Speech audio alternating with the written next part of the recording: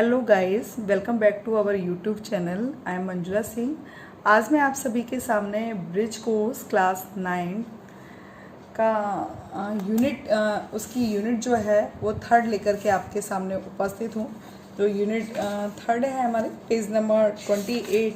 आज हम उसको सॉल्व करेंगे। Words and sounds around us, letter difference in sound. तो देखिए, ये मैंने आपके सामने कुछ फॉर्मेट रखा है। देखिए क्या होता है। एक बार क्या हुआ कि मेरा एक स्टूडेंट है, वो मैंने बोर्ड पर कुछ सेंटेंस लिखे जैसे सिटी। तो पढ़ाते पढ़ाते चैप्टर्स में आया सिटी, तो कहीं वो सा साउंड हो रहा था। फिर मैंने उसको बताया बेटा इसको सा पढ़ते हैं। फिर आया चेयर, मैंने उसको पढ़ाया चा पढ़ते हैं। फिर आगे सब्जेक्ट से रिलेटेड बात होने लगी, तो केमिस्ट्री आया तो उसने उसको का पढ़ना सीखा। तो ऐसा करते हुए जब वो एकदम नेक्स्ट डे क्या हुआ कि हमारे जो प्रिंसिपल थे वो RS चोपड़ा सर थे, तो उनके उसमें गया। तो उसने वो चैम्बर में देखा, तो वो पहला न्यू स्टूडेंट था, नया स्टूडेंट आया हुआ था। तो जैसे ही बाहर निकला तो वो प्यून से बोलता है कि वो कोपड़ा सर कहाँ हैं। तो सब लोग हंसने लगे। अब वो मेरी क्लास में वापस आया और बोलता है कि मैडम आप है ना, क्या कहते हैं, कभी मुझे सा बोलती हो, कभी चा बोलती हो, कभी का बोलती हो, तो मैं बहुत कंफ्यूज हो रहा हूँ। तो उसके लिए देखिए, एक्चुअली क्या होता है, इंग्लिश में लेटर जो होते हैं वो 26 होते हैं और साउंड जो होते हैं वो 44 साउंड होते हैं। तो यहाँ पर बहुत प्रॉब्लम हो जाती है। तो उसको लेकर के मैं आपके सामने रूल लेके आई हूँ, स्पेलिंग रूल। देखिए, जो सा साउंड जो होता है तो वो कौन सी स्पेलिंग को फॉलो करता है। सी के बाद यदि ई आए तो वहाँ सा साउंड होगा। जैसे राइस, सी के बाद ई है तो सा साउंड आएगा राइस। सी के बाद ई तो माइस। सी के बाद आई आए तब भी सा प्रोनाउंस होगा, city, circle.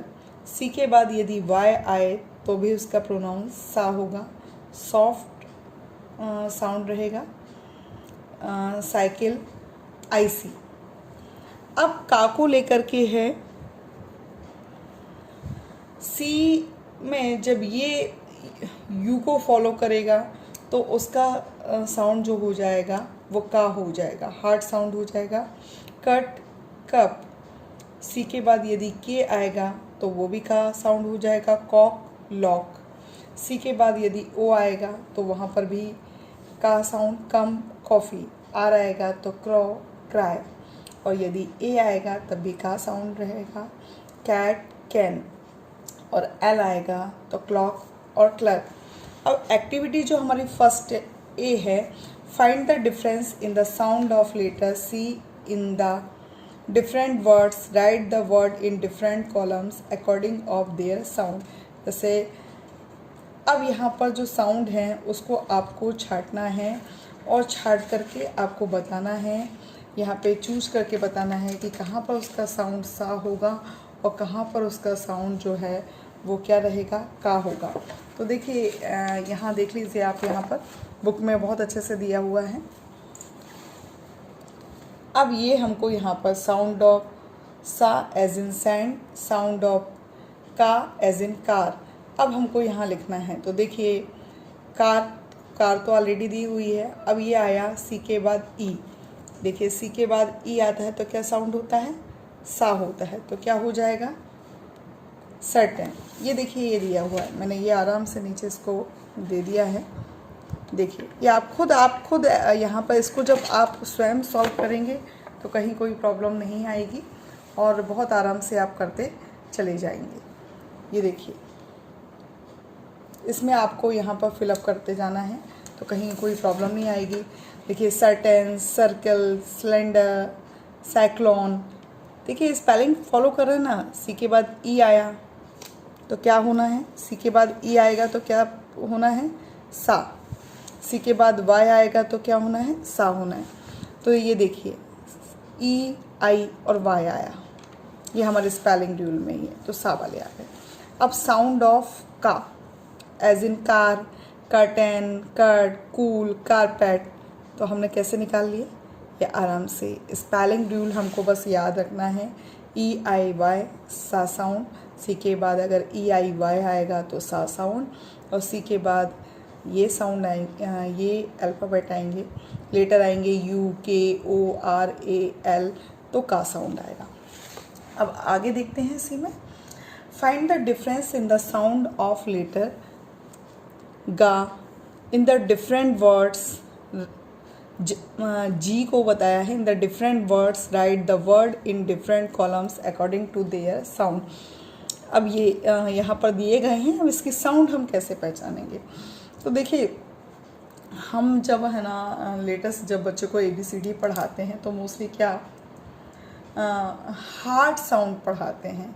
G for gun, तो बच्चे गा सुना होता है, लेकिन जब उनके सामने ऐसे वर्ड आते हैं तो पढ़ पढ़ के प्रैक्टिस से वो बहुत अच्छे से सीख जाते हैं, बट लेकिन अगर उन्होंने प्रैक्टिस नहीं की होती है तो प्रॉब्लम होती है। तो देखिए, जी जो है, जा सॉफ्ट साउंड कब आएगा, यदि जी के बाद आई है तो मैजिक, जाइंट, मार्जिन, तो क्या साउंड आ रहा है, जा। ई है तो देखिए, जी के बाद ई पेज, लार्ज, जी के बाद ई जनरल।